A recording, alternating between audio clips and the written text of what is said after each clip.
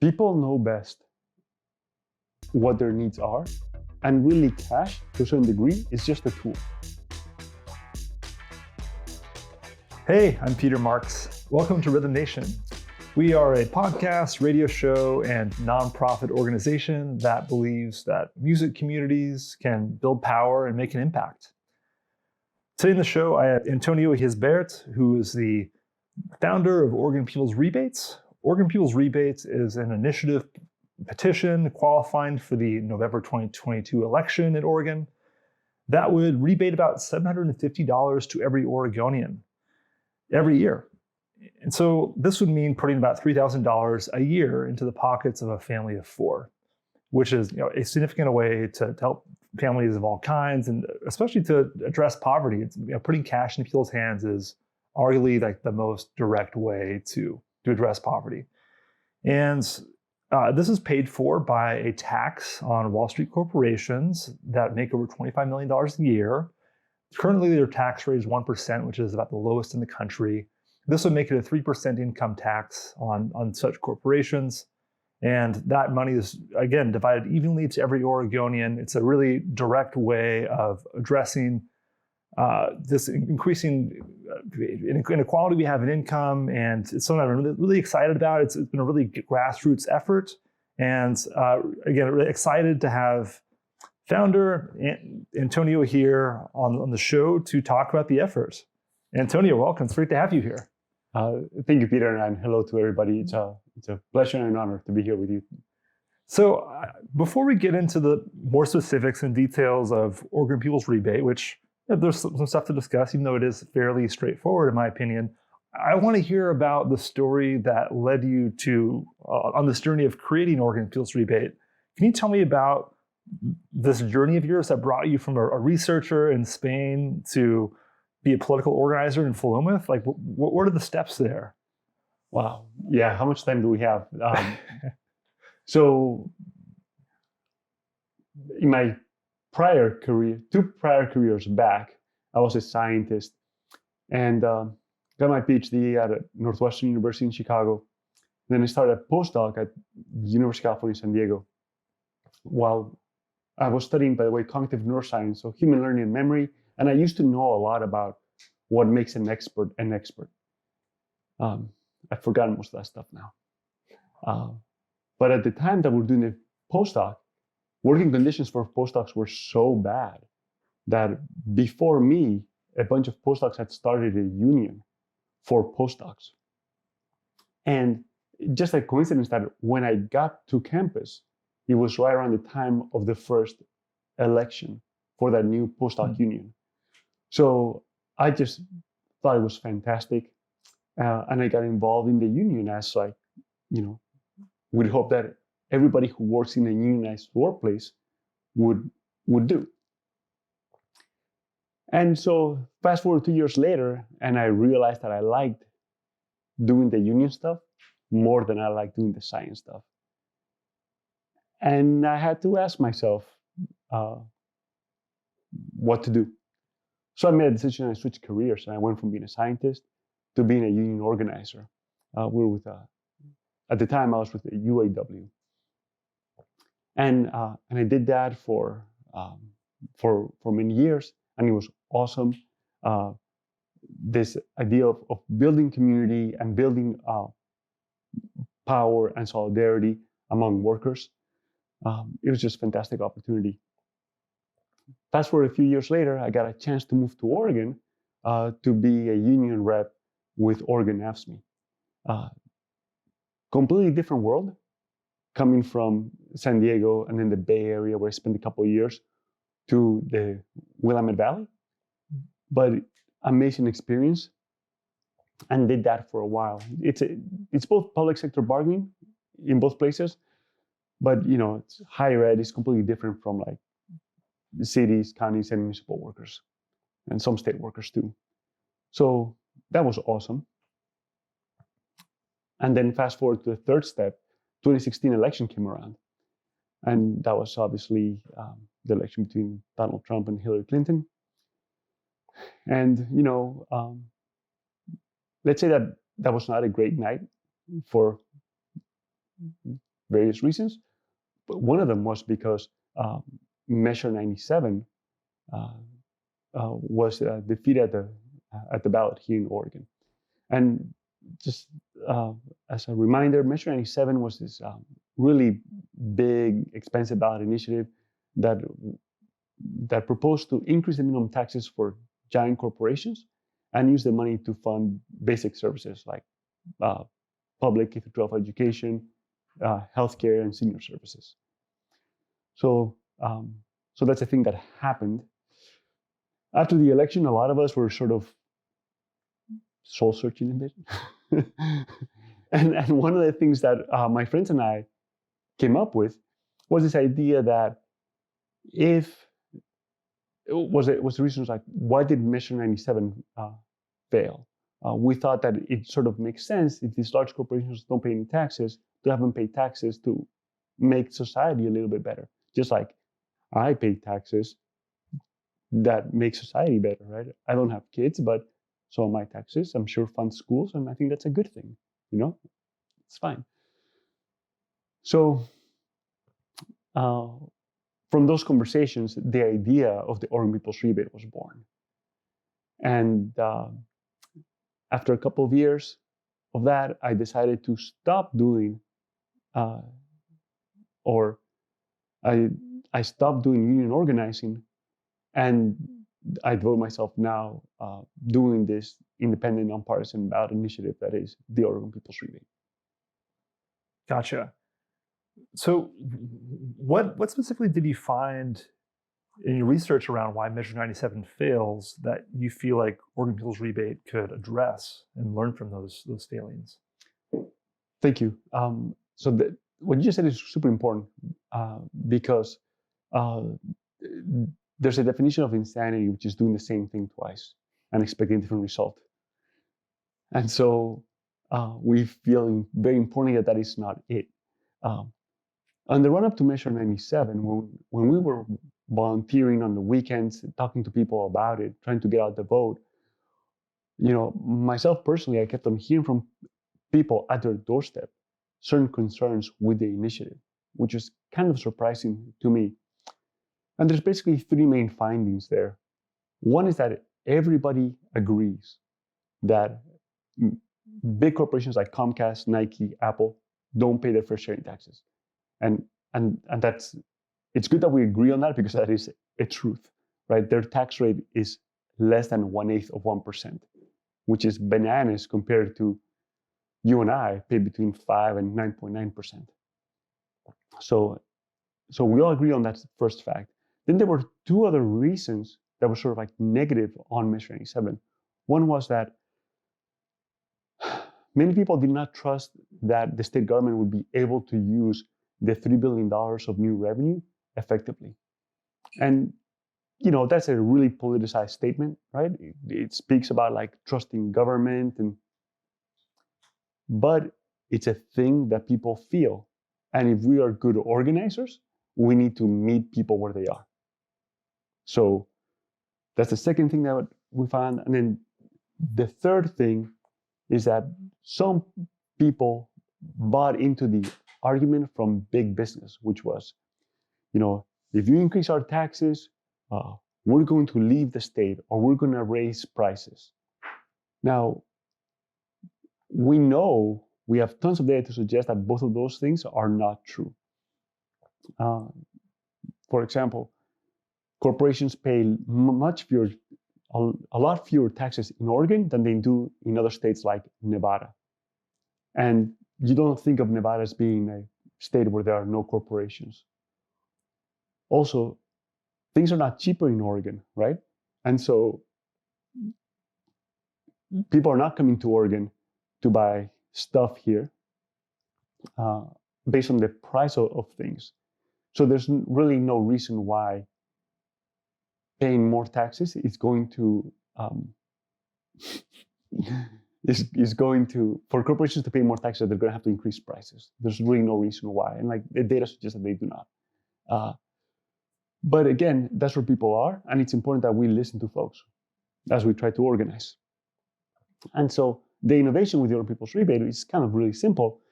is that we basically take this, it's almost the same revenue model as Mission 87. Mission 87 increased the minimum tax to 2.5%. We chose 3% for various reasons. But then what we do is that we rebate the money directly to every Oregonian.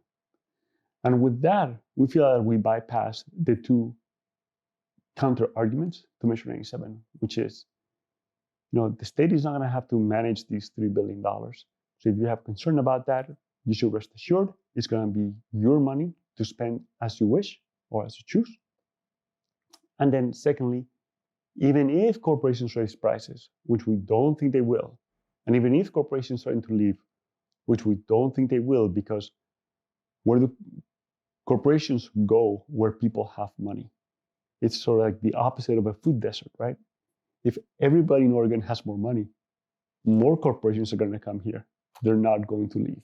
Yeah, in many ways, by just giving more people money, there's more money to spend, Exactly. more customers who have income to spend on either disposable fashion or for their needs of their family. Either way, it's a win for businesses as far as revenue standpoint. Yeah, that's exactly right. And then you touch on something there that's also very important, which is an important aspect of the Oregon People's Rebate is that it's going to balance the playing field between local, small, and medium-sized business and giant corporations like Comcast and Apple and Nike. Because the new minimum tax that we propose only kicks in after $25 million. It's technically a marginal income tax. So $25 million is $68,483 every single day of the year. So if you're running a local coffee shop, surely you do not sell $68,000 worth of coffee a day. Your revenue is never going to be high enough for you to have to pay the higher minimum tax, the 3%. But as you pointed out, every one of your customers is going to have an extra $750, and maybe they'll get 1 or 2 more cups of coffee a year. It's your job as a business person to help them do that, and business folks are good at that, and so we expect them to flourish with that additional community wealth. So what would you say to somebody who is concerned that, like, gosh, like I really want to address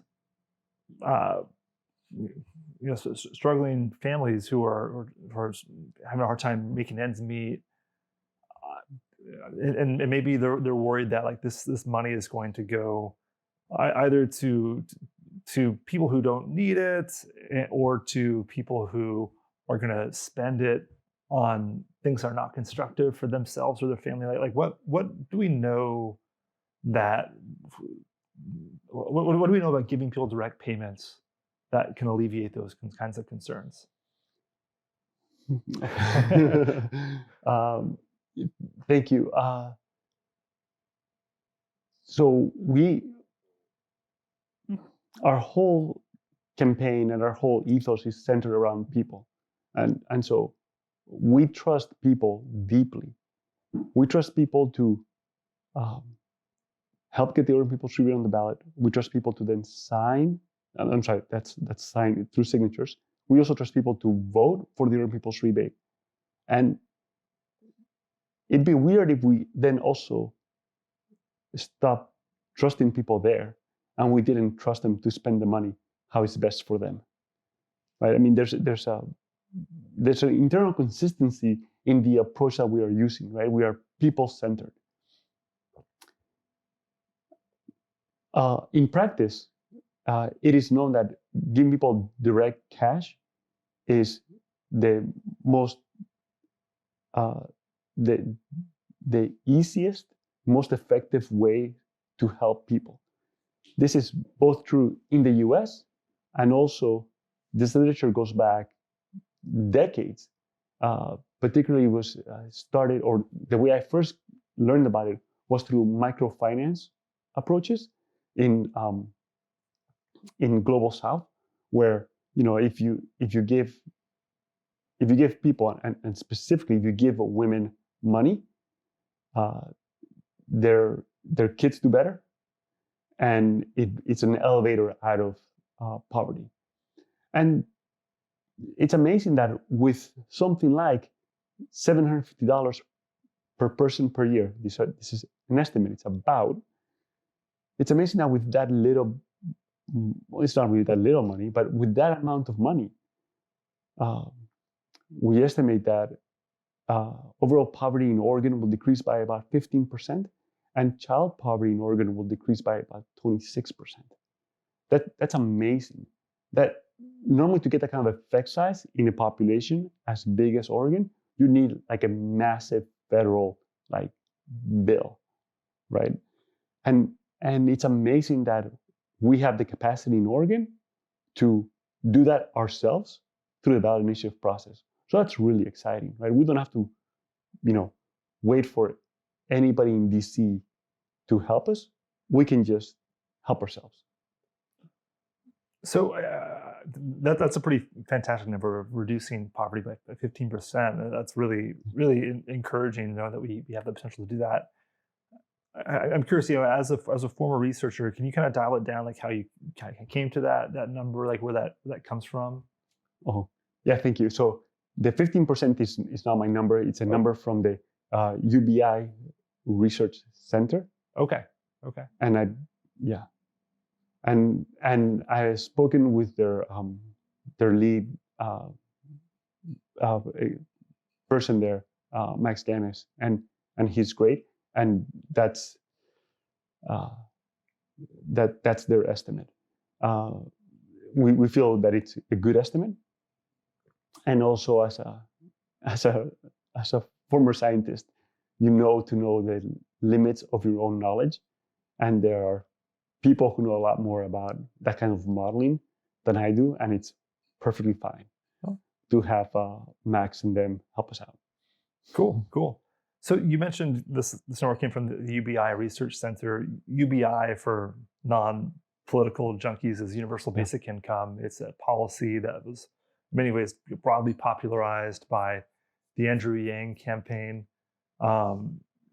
What did you learn in that 2020 presidential cycle where that was such a foregrounded issue that is informing you about like the political viability of something like this? Like what about this sort of UBI model of giving everybody an equal amount of the pie, not really means tested? What are the learnings there from like the political efficacy perspective? Yeah, the funny thing is that we started developing the Older People's Rebate in like 2017, 2018. So it was before like Andrew Yang was an everyday name in politics. And our policy anchor was the Alaska Permanent Fund dividend, which is background in Alaska since the 80s. They passed a tax on oil and gas extraction. That money there goes into an investment fund, and the investment fund every year pays out a dividend to most Alaskans. And over there, the way it works, over the last 10 years, the annual payout has been about $1,200. And a couple of the core people on the team are from Alaska, and so that sort of help inform how do you give people money in a way that is helpful. So we are more similar to the Alaska Permanent Fund dividend, but to answer your question, like in Alaska and like throughout the U.S. with Andrew Yang, people, everybody, in this predates the pandemic, of course, people are having a hard time making ends meet. This is something that in labor and in economic justice circles we've been talking about since probably the 70s, right? And so back about 10 years ago, we were talking about how people are one transmission away from being unhoused, in terms of like the transmission of your car breaks, you can't get to work on time, you get fired from work, and then a month later, you can't pay rent, and so you become unhoused. We don't talk about it that much in these terms anymore, but it's the same thing. And that, like, what was happening then was happening now as well. And so where does the Oregon People's Rebate fit in? So, it's about $750. A transmission happens to be about $900. You're not going to be a millionaire, but if you happen to be in that situation, boy, is it going to be super nice to get that hand up. So most people get it. We are collecting signatures from across the state, and when we go to traditionally more politically conservative parts of Oregon, people are equally receptive to the fact that, like, look, it's hard to make ends meet out here in, Roseburg. And for my family of, pick a number, multiply it times 750, that's a big deal. And so people understand that money in a capitalist economy will help you make all other problems less big. And that's what we're doing. Do you have any specific stories, any folks you've talked to while doing the signature gathering process that speak to, like, the diversity of people who are interested in Oregon People's Rebate and who would be impacted by this? Yeah, I'll tell you two quick ones. I was at the state fair in Salem back in the summer. It was like pretty scary times then because there was like a lot of COVID, but whatever. We were being safe. We're being as safe as you can be. Family comes up, mom, dad, and 4 kids pushing a stroller. Dad's wearing wraparound localies, won't even look at me, right? Like, absolute disdain. But I asked mom, like, hi, are you an Oregon voter? We're doing this thing for your family of 6. It'd be about $4,500 a year. Will you help us get on the ballot? As soon as she hears the $4,500 per year, this woman reaches forward, grabs a clipboard from my hand, and signs to get us on the ballot. No discussion. Gives me the clipboard back. I wish him well. Enjoy the fair. I looked at the clipboard. Turns out they were from Burns. Now, maybe I lucked out and I happened to find like the one, like, more lefty person from Burns, Oregon. But realistically, right, these folks are almost certainly Trump voters, but they're Trump voters that have bills every day or every month. And so it doesn't matter who you vote for in the front of the ballot.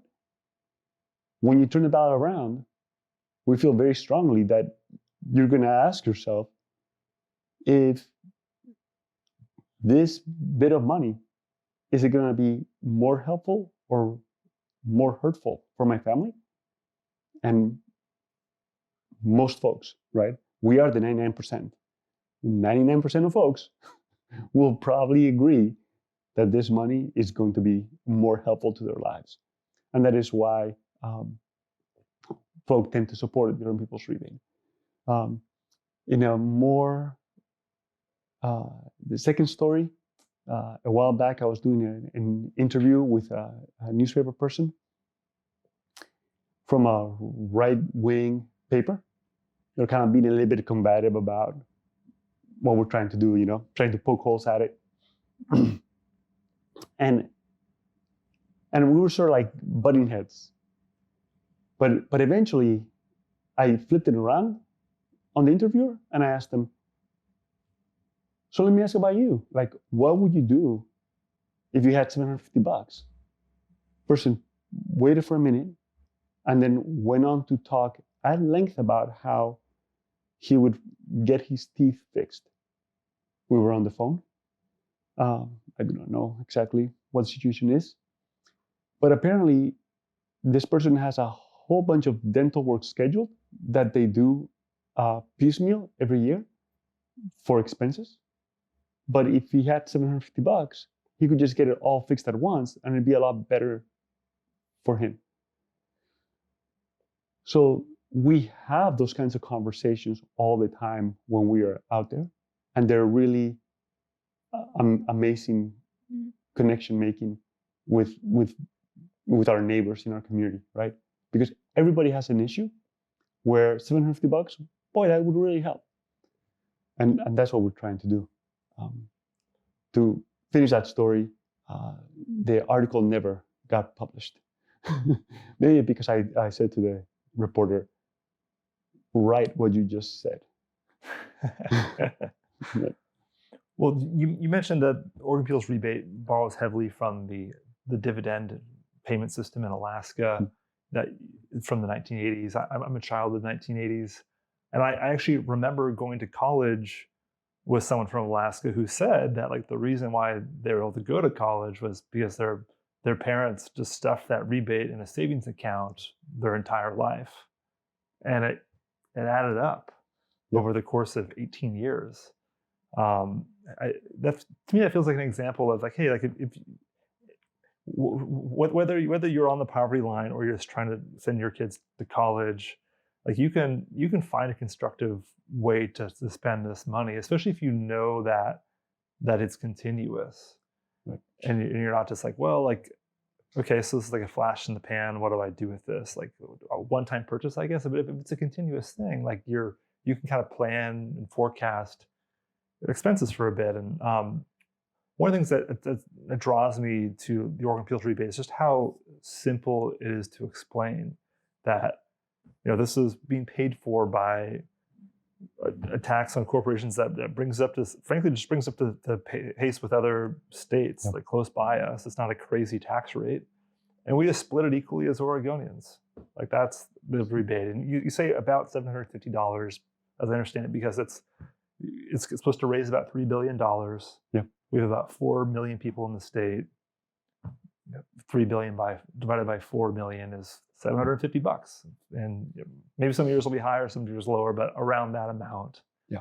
It seems like a really easy thing that for people to understand, as opposed to like, hey, like this is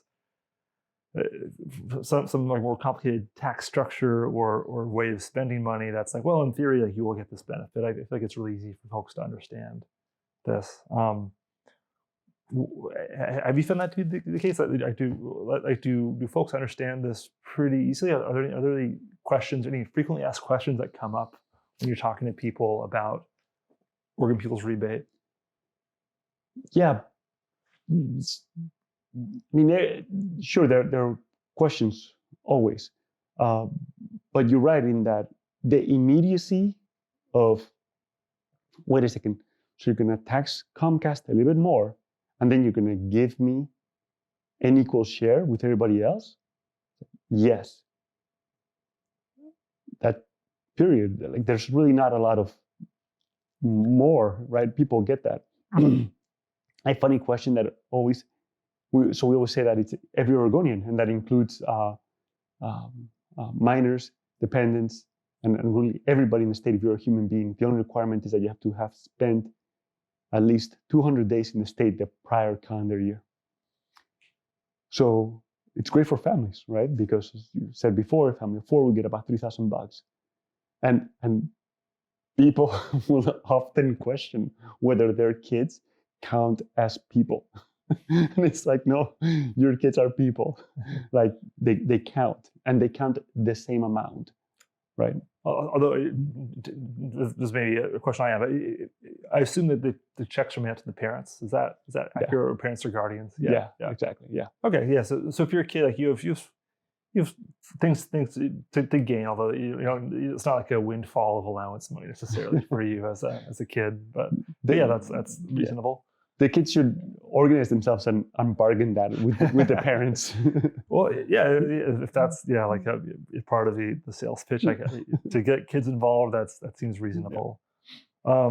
So that brings me to a question of around how this is going to come to be realized. As I understand it, this is this is a extremely grassroots effort that I've heard you describe yourself as kind of a political outsider, and that you're like really bootstrapping this with people in your community who you're finding are engaged. You know, a lot of ballot measures tend to have like big institutional backers. You know, this has a different approach. Like what kind of movement will it take to get this to qualify for the ballot and pass? Like what does that look like? On even days it looks overwhelming, and on odd days it looks doable. So that's what it looks like. The requirements are pretty straightforward. We need to submit at least 112,020 signatures to Secretary of State by July 8, 2022.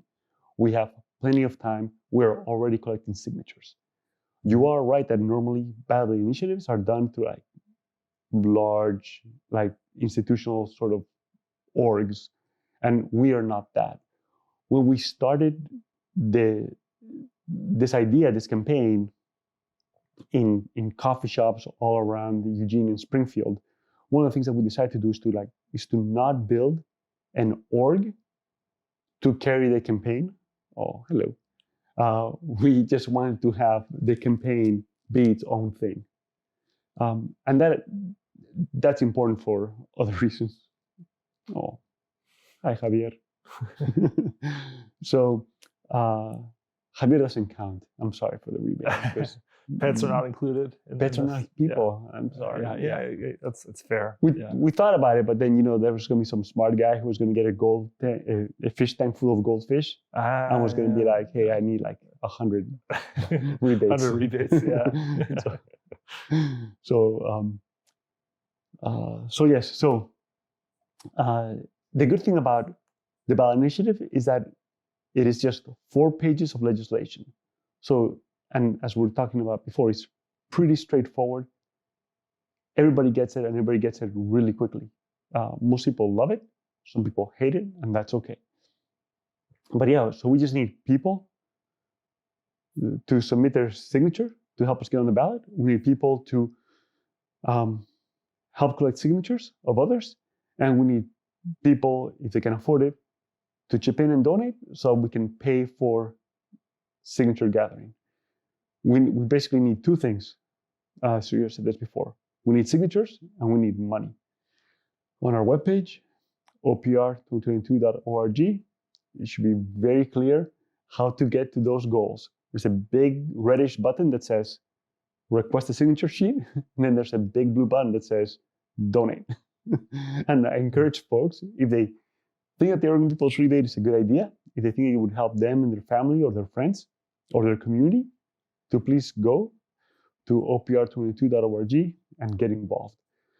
When you request a signature sheet, because of the weather and COVID, we're doing this thing now where we will mail you a signature sheet to your house with instructions, everything you need, including a postage paid return envelope. It's about as easy as it can be, right? You're going to get that, sign yourself, ask any other voters in your household or friends who you see to also sign, and then mail it back. And if we chip away at like the first large batch of signatures that way over these next few months, it's going to make it a lot easier when weather warms up a bit to go out on the street with our clipboards and just go. So do you anticipate most of the signatures being gathered are like friends or family members of folks who are in a part of this effort, or random people who sign for the farmers market? Like what's like how do you break down your anticipated goals between like those kinds of sources? We right now we're projecting 1/3, 2/3. So we expect about 1/3 of the signatures to come from friends and family through like this signature by mail process, and then 1/3 of the signatures to just be done in the traditional farmers market fair kind of event. Got it. Okay. Yeah. Cool. So, for the 1/3 of the signatures you're gathering that are friends and family, what are the kinds of prompts that you're having folks introduce this issue with? Do you make the arguments about poverty, or do you kind of go to like what would 750 mean to you, or do you talk about the community aspects of it? What have you found the most effective arguments to be to get your friends to sign that signature sheet? Yeah, I mean, we lead with $750, and Comcast not paying their fair share in taxes. Most people are not policy wonks, and when we talk about reducing poverty in Oregon by 15%, that's a huge number. But what does that mean to me specifically? I'm not sure. But for me personally, $750 is is my share of rent. And it is obvious to me that if I only had to pay rent 11 months out of the year, I would be better off. And so, I mean, the sell is really straightforward, right? We all agree that Comcast and other large corporations are not paying their fair share in taxes. Let's change that. And then let's rebate the money to ourselves. It's as simple as that. Some things do not have to be more complicated. What do you feel like $750 per person would mean to just communities at large? Like, how would that change the way that it feels right now? Yeah, thank you. So when we all get a rebate of about $750, not only do we do better off, but it's important to keep in mind that like our community does better off. So yeah, for Portland, for example, there's a lot of people here, Portland Metro. But if everybody in Portland, or when everybody in Portland gets their rebate, Portland Metro as a community will be about $1.8 billion wealthier. That is amazing, right? That lifts the community up $1.8 billion units, whatever that is. But it's not just Portland. When we leave Portland and we go to smaller communities, the effect is obviously smaller because there are less folks there, but per capita is exactly the same effect size. And so, little town like my own, Philomath, right? 4,000 folks. If everybody gets $150, that makes a big difference on Main Street, right? I mean, and that is one of the reasons why the initiative travels well. So it's not just fixing roads here or fixing roads there, but it's every Oregonian gets to vote on this, and every Oregonian gets an equal benefit from the initiative. Got it. Well, I know a lot of our listeners will be excited about this and ready to gather signatures for it. We are, of course, a music-focused organization. We try to incorporate music as much as we can into each episode. Can you tell me about like some music that's inspired you along your journey? Yeah, for sure.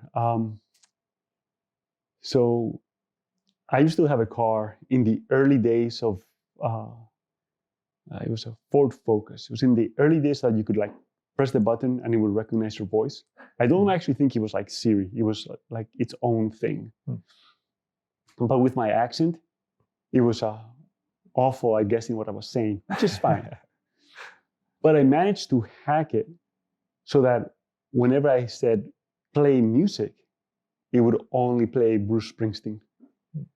And that is hilarious among my friends, because if you know me, you know that I'm a huge Bruce Springsteen fan.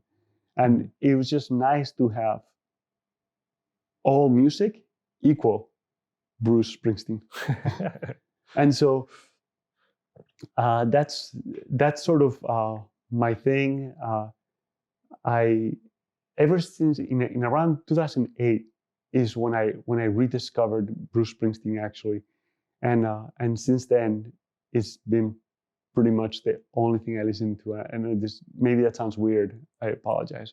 I like other stuff too. I have other records, but that is my go-to thing. Do you have a go-to Springsteen song or album? All of them. Favorite Bruce Springsteen song is Badlands. I understand that his own favorite song is Born to Run. I respect that we disagree on what his best song is, you know. But I also like a lot some of the newer stuff that he's doing that is really different. And I'm thinking, for example, the live in Dublin or live at Dublin, live in Dublin record is really great. It's like really brassy, and it's awesome. And to me, it shows that this person who's kind of like a legend in the musical world can sort of like reinvent himself and sound so different from like the early days of like Born to Run and stuff like that to like his more recent stuff. So I think that he's definitely a genius. And I mean, his music really, his music is very authentic, I feel. And I find that extremely compelling. Well, folk music, as I understand it, is supposed to be from everyday folks. This was like relatable music. I don't know if Springsteen is classic folk necessarily, but that's like that relatable quality. I think is what a lot of people look for. Yeah. So we're a community of music interested people at Rhythm Nation. Like what specifically do you feel like the Oregon Hills Rebate could do to like address their needs? People know best what their needs are, and really cash, to a certain degree, is just a tool. And that's really what we're doing. We are empowering people to do for themselves. And then again, there's a symmetry here, right? So it is people who are going to put their own people's rebate on the ballot. It is also people who are going to vote for it. And it is also the people who will do with their rebate what they choose to do. Everybody's experience is unique and different. Like you mentioned before, some folks will save the money for their kids' college fund. Some folks will use the money to pay for food and rent. And both of those are equally important. And it would be weird to like judge and try to pick between one or the other, right? So I think that, some folks might choose to donate the money to their favorite cause, and that's also great. Or some folks might give the money to their friend who they know is struggling particularly that year, and that's great too. It's empowering is about building capacity, and this hand up in the form of cash is that, just a little bit more capacity for everybody. One idea that just came to me when I was thinking about what would this mean to a music community? One of the things I actually I found joy in, even though there are difficulties at time, is going in on some sort of music gear with friends for communal use. Whether that's a sound system or instruments, DJ gear. I think a lot of the barriers I found to get into these art forms is cost, and $750 alone, it may or may not be enough to like overcome that. But if you were to pull it together with your friends, then not only is it possible to get that piece of capital essentially that you can then use to further your creative pursuits, but it's also like this. It gives you a sense of community, like stake. And like this is like what we are building together. It kind of makes an us out of what would otherwise be like an individual thing, which has its own challenges. I've been actually going through kind of a similar, actually a breakup of a collective gear thing as it is right now in my promotion world. And nonetheless, like I still feel very like bullish that is like a good idea. I don't regret doing it. And just seeing like the value it provides to a community of making those kinds of joint purchases. It's just something I thought of thinking through this. What could it mean to people in our community? So, or you could also imagine as a group of friends saying, "Hey, let's go to that cool concert or show that's further away and make this amazing memory, and we're all gonna like use our rebate, and that way we can all afford to go, and we have this like fantastic memory, and that's great too." Yeah. I mean, it's people can do with the money whatever they want to. It's their money. Yeah, right. Yeah, there's ultimately freedom of choice. Yeah. I guess I will plug it. If you go to a music festival, there are lots of great ones in Oregon, so you don't have to get on a plane. Support your local scene. But I think this is really given us a lot to think about as far as like what this would mean to ourselves, to our community, to our families, to people who might have different circumstances than ours.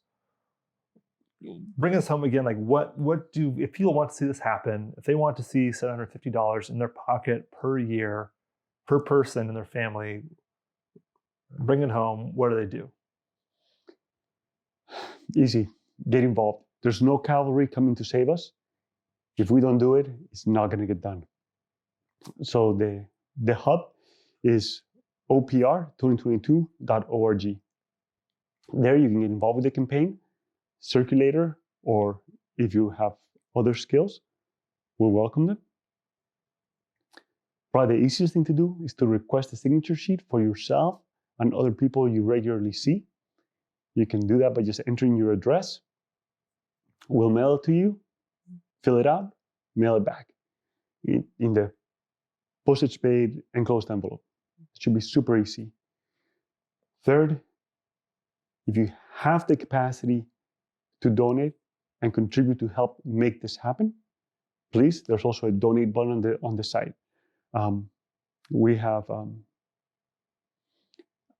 and that's it. One of our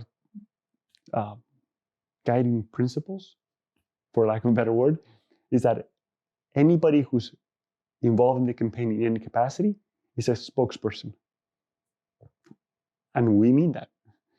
So if the New York Times calls you, dear listener, and they want to interview you about the Oregon People's Rebate tomorrow, feel free to talk to them about it. If you don't feel that you want to, like, let me know or somebody else know.